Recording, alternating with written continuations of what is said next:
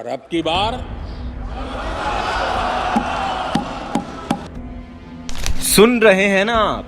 अपने देश में सरकार बनाने के लिए तो 272 सीटें ही चाहिए होती हैं ना, लेकिन मोदी 400 पार का शोर क्यों मचा रहा है?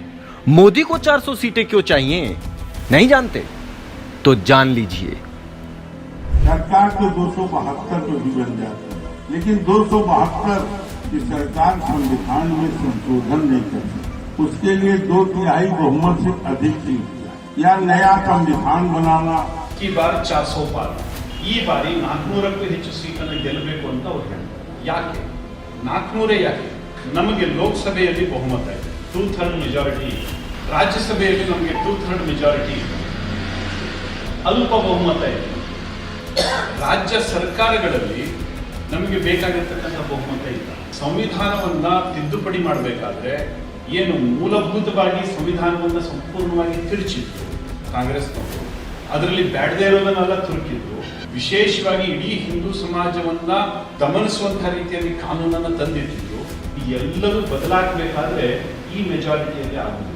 देश के हित में कई कठोर निर्णय लेने पड़ते हैं, उनके लिए हमें संवैधानिक बदलाव करने पड़ते हैं. अगर संविधान के अंदर हमें कोई बदलाव करना होता है तो आप में से कई लोग जानते हैं कि उसके लिए दोनों जो हमारे सदन है, लोकसभा और राज्यसभा, दोनों की उसके अंदर अमल चाहिए. लोकसभा में आज भारतीय जनता पार्टी और एनडीए का प्रचंड बहुमत है, उसमें कोई कमी नहीं है, लेकिन राज्यसभा में आज भी हमारी मेजोरिटी. अगर इस बार तीसरी बार एनडीए की सरकार आती है तो शर्तिया. अब तो समझ ही गए होंगे आप कि मोदी को 400 पार क्यों चाहिए. ये जो मोदी के चट्टे बट्टे बोल रहे हैं ना, यही है मोदी के मन की असली बात.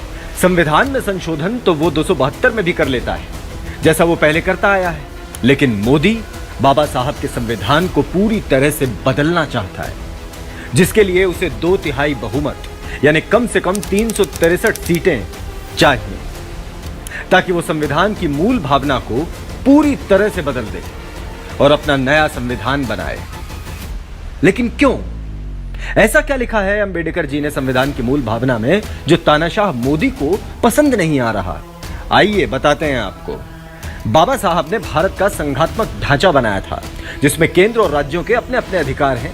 कोई किसी के अधिकारों में दखल नहीं कर सकता. यही अधिकार मोदी छीनना चाहता है. पहले भी दिल्ली में ऐसी कोशिश मोदी कर चुका है, अध्यादेश लाकर, लेकिन मामला सुप्रीम कोर्ट में विचाराधीन है, क्योंकि दिल्ली सर्विस बिल संविधान की मूल भावना के खिलाफ है और इसी मूल भावना को वो खत्म करना चाहता है. बाबा साहब ने संविधान की मूल भावना में हमें सामाजिक, आर्थिक और राजनीतिक न्याय दिया है. अमीर गरीब सबको कानून के सामने समानता दिलाई है, लेकिन मोदी को यह पसंद नहीं और मोदी इसे छीनना चाहता है, ताकि वो जब चाहे अपने अमीर दोस्तों को देश की सारी संपत्ति बेच सके और खुद तानाशाह बनकर जनता पर अपना चाबुक चला सके. और तब आप विरोध भी नहीं कर पाएंगे, अपने हक के लिए आवाज भी नहीं उठा पाएंगे, क्योंकि बाबा साहब ने संविधान की मूल भावना में हमें जो बोलने की आजादी दी है, मोदी उसे छीन लेना चाहता है, ताकि वो जितना चाहे अत्याचार करे और आप उफ भी न कर पाएं. अब सिर्फ भाषणों में बाबा साहब के नारे लगाने से कुछ नहीं होगा.